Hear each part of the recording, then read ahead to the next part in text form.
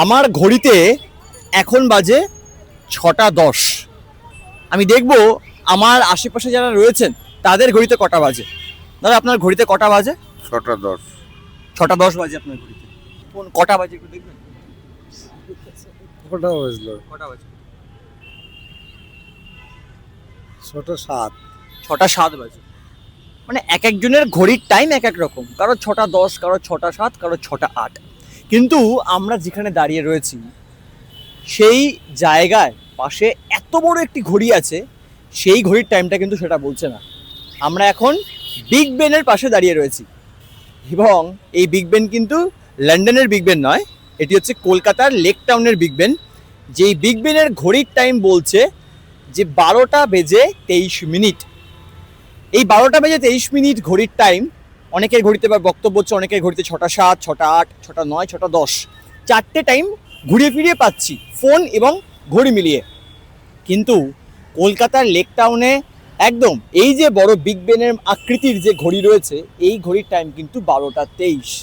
এই 12টা 23 কিন্তু শুধুমাত্র আজকে ঘড়ি বন্ধ হয়ে গেছে, মানে সোমবার ঘড়ি বন্ধ হয়ে গেছে তেমনটা কিন্তু নয়।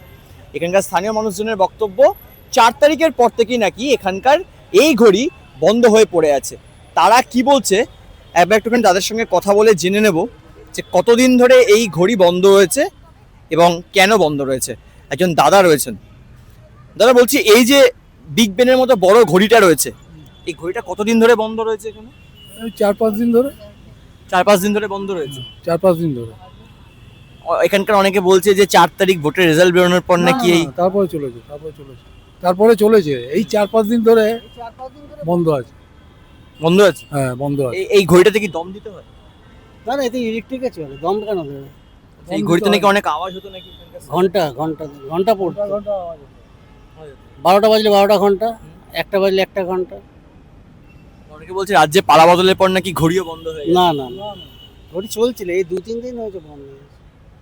অর্থাৎ স্বাভাবিকভাবেই এই যে লন্ডনের যে বিগ বেন, সেই বিগ বেনের আদলে যে ঘড়ি লেক টাউন মোড়ে রয়েছে, সেই ঘড়ি কিন্তু বেশ কিছুদিন ধরে বন্ধ হয়ে পড়ে রয়েছে। মানে সময় পাল্টায়, তবে কলকাতার লেক টাউনে এই যে বিশাল আকৃতি ঘড়ি, তার সময়ে কিন্তু সেই অর্থে পাল্টাচ্ছে না, কারণ এই ঘড়ি কিন্তু বেশ কিছুদিন ধরে বন্ধ হয়ে পড়ে রয়েছে।